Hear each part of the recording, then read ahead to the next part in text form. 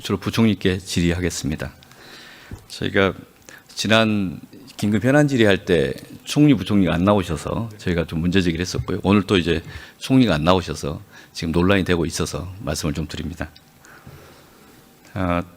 전반적으로 요즘 저희가 별도 토론회 하면서 제목이 민주주의 위기, 경제 위기 이런 토론회 하면서 전문가들이랑 논의를 한번 해본 적이 있습니다. 그 문제식을 한번 말씀을 드리려고 합니다.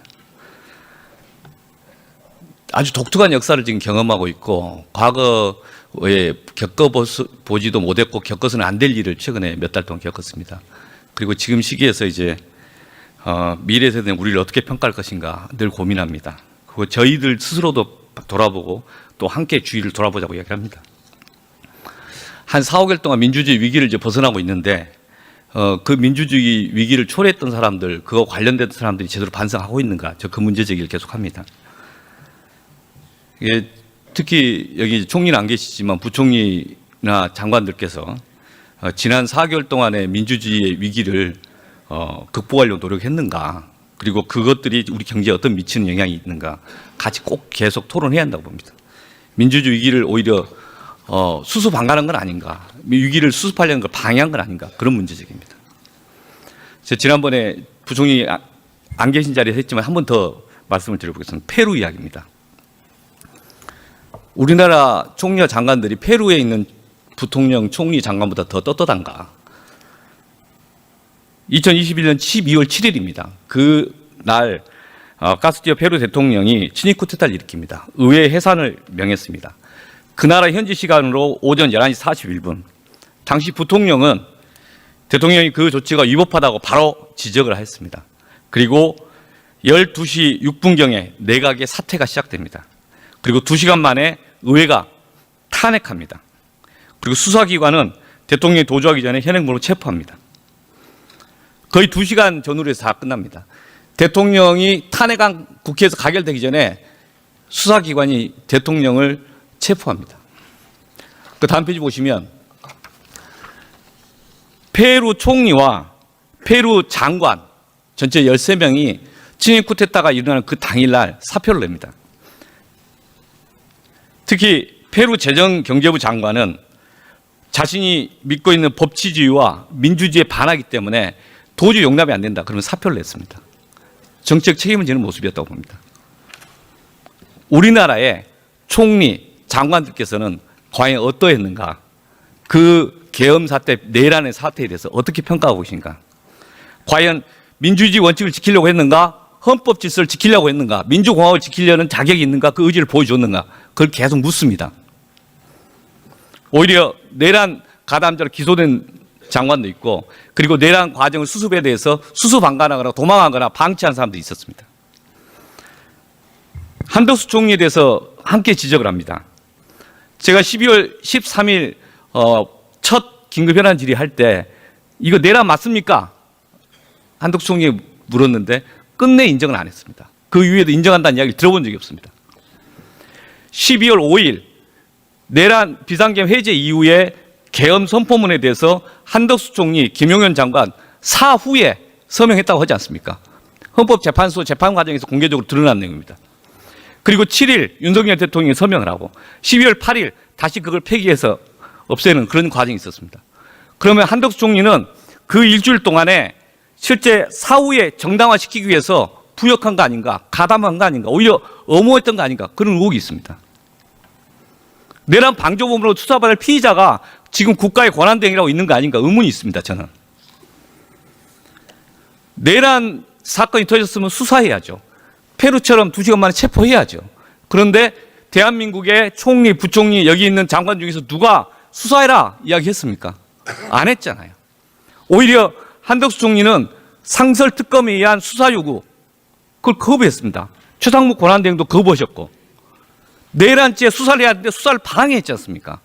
일반 특검도 거부했는데 상설특검은 거부권 대상도 아니에요. 안 했지 않습니까? 그래서 시민단체에서 직무유기로 고발했습니다. 그 수사 대상이지 않습니까?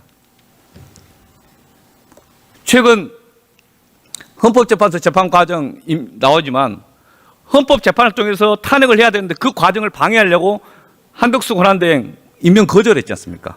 국회 목소에 헌법재판관 3명, 물론 이제 추상목 권한대행께서 2명 임명하면서 그 문제를 돌파하셨습니다. 그에 대한 신뢰가 있었고요. 한덕수 그 권한대행의 모습을 보면서 위헌, 위법 넘어서 다른 차원에서 보면 참 염치 없다 이런 생각이 듭니다. 공직에 사퇴하고 석고대죄도 부족할 판에 지금 이 하는 행태에 대해서 어떻게 보십니까? 최상목 부총리께서는? 제가 언급할 이치에 있지 않다고 생각합니다. 윤석열 대통령 내란행위에 대해서 제대로 했느냐 저는 지적합니다. 그 수수방관을 하지 않았냐. 그때 이제 그 부총리께도 질의했었고. 한덕수 총리가 위헌, 위법 또는 말도 안 되는 행태를 벌였는데 그걸 대해서 계속 수수방관하실 겁니까? 제가 다른 주제로 넘어가 보겠습니다. 이게 관련된 주제인데 지난 내란 4개월 동안에 그러면 관리를 잘했느냐까지 질문이고 저희도 계속 논쟁을 했습니다. 기재위에서 논쟁하고. 내란 관련해서 경제성장률이 초기에 2%대 2.2% 했는데 계속 이 성장이 꺾였고 드디어 1분기에는 마이너스 성장까지 일어났습니다. 내란의 충격이라고 봅니다. 그다음 경제성장률 올해 전망치도 정부나 또는 해외 이 IB들이 하는 것이 계속 꺾였습니다. 지금 1%대 0.7, 0.5 이런 이야기를 합니다. 그러면 지금 내란 그 국면 놓고 봤을 때 경제 위기 극복을 위해서 경제팀은 최선을 다했는가? 그 질문을 안 할 수가 없습니다. 12월 10일 기재위원들이 이창용 총재를 만나러 왔습니다. 그리고 그 자리에서 이창용 총재가 2가지 요구를 했습니다. 나라가 급박한 상황이기 때문에 정치적 불확실성을 최소화해야 된다. 빨리 정리해야 된다. 그 이야기했고요. 2번째는 대외 신인도를 고민해서 경제팀이 안정적이고 일관되게 가도록 해야 된다. 정쟁하지 말고 여야 간에 그 이야기를 했습니다. 저희는 전적으로 그 문제의식에 공감을 했습니다. 그리고 그것을 유지하려고 노력을 했습니다. 그런데 정치적 불확실성을 해소하는 것은 헌정 질서로 빨리 복원하는 것이고 탄핵과 그 이후의 절차로 가야 되는 겁니다. 그런데 그 헌정 질서에 복원하는 과정에 어떤 역할을 했는가? 오히려 권한대행이 헌정 질서의 정상 회복을 가로막고 실제 내란죄 수사도 가로막고 그렇게 해서 국가의 정책 불확실성을 계속 지속시키는 절대적 기여를 했지 않습니까? 그 과정에 초기에 최상목 권한대행은 나름 한 돌파를 했지만 그 뒤로 내란죄 상설특검 수사 계속 방치했지 않습니까? 수사 거부하고 그에 대한 책임이 있다 저는 그렇게 봅니다. 정치적 불확실성이 있기 때문에 경제가 더 불안한 건데 그 정치적 불확실성을 해소하려고 노력을 했는가? 이 문제가 있는 겁니다. 경제팀이 나름대로 운영될 거라고 신뢰를 했습니다. F4 중심으로 운영돼야 된다라는 이야기에 대해서 존중을 했습니다. 그 말이 틀리지 않았다고 봤습니다. 저희가 그런 시각 속에서 바라봤는데 실제 그 F4에서는 그런 것만 했느냐 의문이 있다는 겁니다. 지금 한덕수 총리 오늘 어제 뭐 기사들이 막 나오는데 내란 과정에서는 계속 가담, 방조, 의혹국 쌓이고 그리고 내란 수습 과정에서는 오히려 내란을 더 확장시키고 국가를 혼란스럽게 시키고 그 다음에 지금 와서는 국민 경제를 볼모해서 자기 정치하겠다고 나서는 거 아닙니까? 저 기재위에서도 이야기했습니다. 우리나라가 기재부 나라입니까? 아니면 기재부 정당이 따로 있습니까? 아니면 기재부 출신들이 정치하는 겁니까? 좀 궁금합니다. 이 어떻게 답변하실 겁니까? 국민들이 물어볼 때. 다음 화면 보시겠습니다. 정치 불확실성이라고 하는 것인데 이 달러 인덱스 2개 최근에 2월 중순부터 이제 벌어졌습니다. 환율과 달러 인덱스. 이게 정상입니까? 부총리께 어떻게 보십니까? 왜 벌어졌다고 생각하십니까? 뭐 여러 가지 요인이 있지만 국내 정치적인 불확실성도 요인이라고 생각합니다. 네. 저걸 많은 분들이 전문가들이 저렇게 평가를 하십니다. 이게 통상적으로 환율과 달러 인덱스는 같은 방향으로 가는데 이게 벌어지는 것은 대한민국만의 주변 국가 아니라 대한민국만의 고유한 정책 불확실성 때문에 그렇다. 그게 영향이 크다. 저게 원인이다. 뭐 거기다 추가로 이제 관세 충격 때문에 우리가 아무래도 그 익스포저가 크니까요. 그 같은 영향이 동시에 같이 있다고 생각합니다. 그래서 주변 국가의 문제에 대해서 주변 국가의 그 관세 문제 있다 할지라도 우리나라 정책 불확실성 때문에 나서는 우리의 피해가 있다. 네, 그래서 그 점을 최선을 다했느냐에 대해 묻는 겁니다. 경제 정책만 아니라 정치적 과정 자체가 경제에 직접적 충격을 주고 있기 때문에 이 말씀을 드립니다. 다음 보시겠습니다. 지금 우리는 추경을 이야기합니다. 그 추경에 대해서도 저희가 고유한 주장을 하지는 않았습니다. 12월 10일 한국은행 총재 그런 이야기를 하셨기에 그 뒤부터 많은 부분에서 F4에서 이야기하는 걸 존중하고 F4의 문제식을 가급적 미리 소통하려고 그랬습니다. 한국은행에서 12월 15일입니다.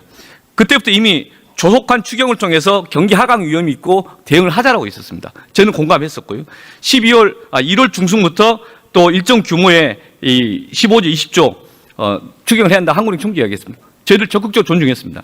그때 모든 스탠스는 추상목 부총리와 한국은행 총재가 바라보고 있는 한국 경제 책임감, 그 것을 존중하고 우리가 그것에 교란되지 않고 정치는 정치대로 가고 그 경제팀 경제로 가야 한다고 봤습니다. 실제 그런데 추경이 그렇게 가지는 않았습니다. 그래서 이건 뭐냐? 이거 혼란이 있었고 불신이 쌓였고 의혹이 쌓였습니다. 그래서 늦장 추경 이야기하는 겁니다. 이미 그 시점에서부터 이야기해서 1분기에 끝냈어야 될 건데 지금 2분기 들어가서 지금 추경 논의를 하고 있는 겁니다. 그 늦장 추경의 원인은 거기 있는 것이고요.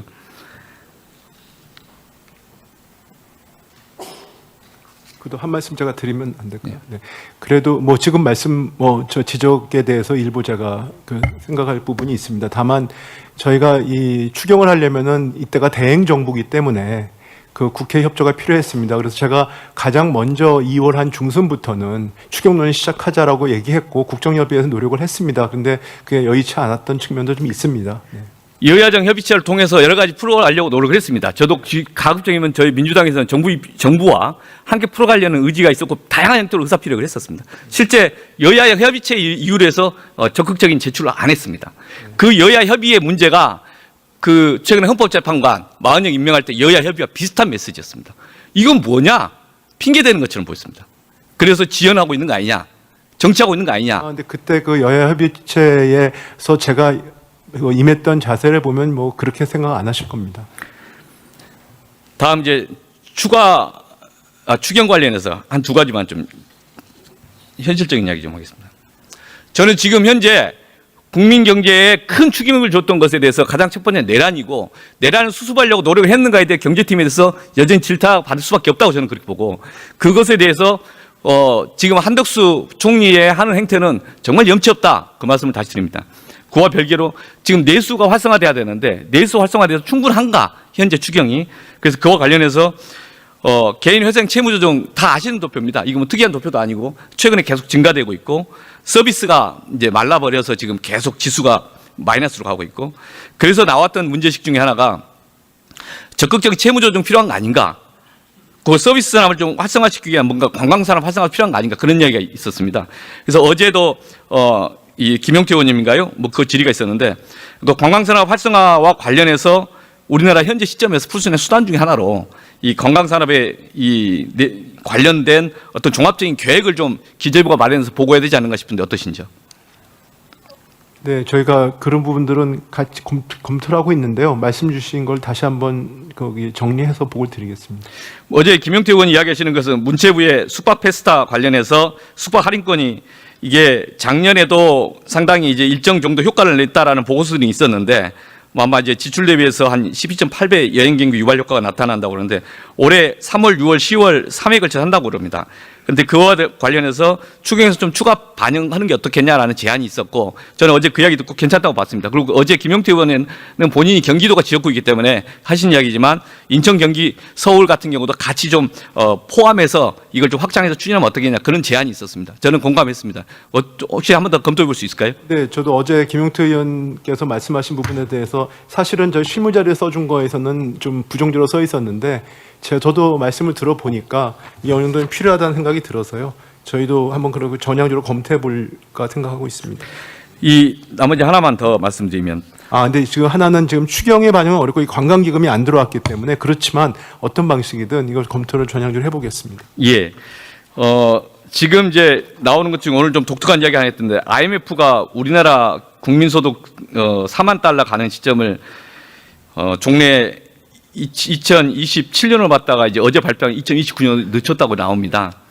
요게 이제 다양하고 누적돼 있을 텐데 지금 현재 내수 충격이 워낙 커서 많은 사람들이 힘들어하고 있다. 근데 그것에서 저는 이제 가계부채와 관련된 채무제조정, 그 다음에 다른 식의 이제 내수 활성화를 위한 방법 중에 하나로서 이제 관광산업에 대한 뭔가 좀 획기적이고 대규모적. 네.